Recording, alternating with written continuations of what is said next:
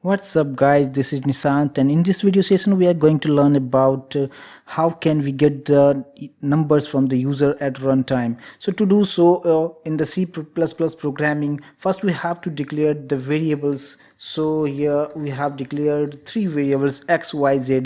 Means what? We are going to declare three variables x, y, z, and inside all these three variables we have to store only integer type of value, but I need the value of x and y from the user at the runtime. So how can we do that? So first we are providing some message to the user like enter the value of x. So if you will execute this program, so user will get this message like enter the value of x. So now user will understand that I have to some input to the computer. So cout, it is used to display the message to the user, but if user wants to provide some number to the computer, so for that purpose we have to use the cin.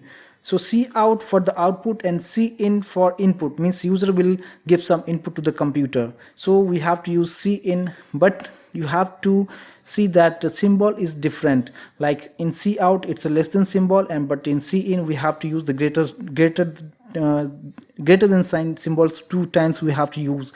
And here we have to write the x because we are going to store that particular value into the x. So here cout, user will get this message, and because of cin user will able to provide some input to the computer, and that particular part will stored in x.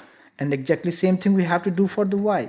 Like here enter the value of y, line break, and here cin greater than symbol you have to use, and we have to store inside the y. Now inside the z we are going to perform x plus y, and we are going to print cout like the sum of x and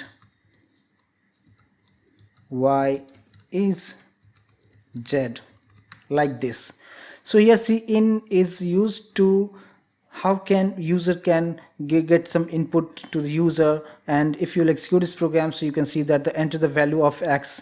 So it's blinking because it's asking to the user that you have to provide some numbers at the runtime. So I'm giving some number from my keyboard like 52. Now I will press the enter, so you will get another message, enter the value of y. Now I'm providing some number like 20, and once I will press enter, so you can see that the sum of 52 and 20 is 72. So this is the way how can we get some numbers from the user at the runtime. So we have to use cin, and it's quite simple that cout it is used to display some message to the user, and but if user wants to enter some message or enter any numbers and or name anything, so we have to use the cin. So it's quite simple program. So in the next session we will see much more about this. So thank you so much guys for your time.